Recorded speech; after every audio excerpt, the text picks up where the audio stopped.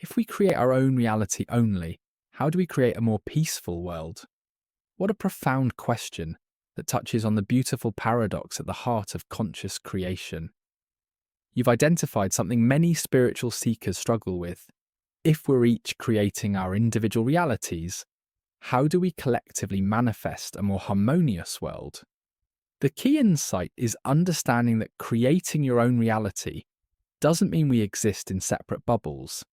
Rather, we're participating in a magnificent co-creation, like musicians in an orchestra, each playing our unique instruments yet contributing to a single symphony. Your personal reality isn't isolated from the whole, it's your unique perspective within the greater collective field. Think of it like this: we're not each creating separate worlds, but rather experiencing different aspects of one interconnected reality through our individual perceptual filters. What you focus on, energize, and believe fundamentally shapes your experience. Meanwhile, the collective reality emerges from the dominant vibrations, beliefs, and focus points of humanity as a whole. This understanding reveals something quite powerful. By elevating your personal consciousness, you're making a direct contribution to the collective field. Neuroscience now shows us fascinating evidence of this interconnection through studies of what's called field effects of consciousness. When groups meditate together focusing on peace, measurable decreases in violent crime have been documented in surrounding areas. This suggests our individual states of consciousness create ripples extending far beyond our personal experience. So how do we create a more peaceful world? It begins with recognizing that peace isn't something that happens out there while you remain unchanged. True peace radiates from within each of us, one awakened consciousness at a time. Start by becoming exquisitely aware of where you're not at peace within yourself, the judgments you hold, the grievances you nurse, the aspects of yourself you're at war with. As you cultivate inner harmony through practices like meditation, forgiveness work, and conscious communication, you literally become a transmitter of peaceful energy into the collective field.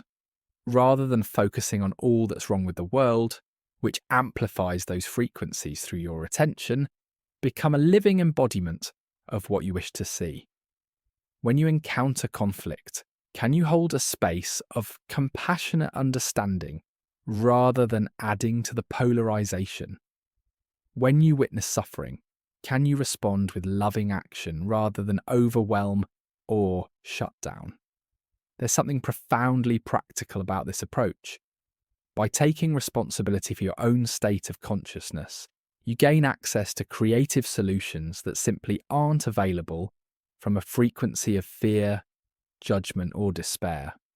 The same problems look entirely different when viewed through a lens of peace rather than anxiety. Remember too that we influence each other constantly through both visible and invisible means. Your peaceful presence creates a field that makes it easier for others to access their own innate peace. This isn't metaphorical.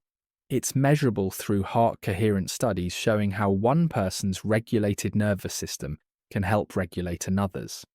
In essence, creating a more peaceful world isn't about imposing your vision of peace on others. It's about becoming such a powerful embodiment of peace that you naturally uplift the collective field, making peace the path of least resistance for more and more people. Thank you for watching. Let this message be a guide. You decide its truth. You already have a connection to all that is. We're just helping you remember. If you want a question answering, then follow the page and then leave a comment, and yours might be chosen. Until then, see you soon.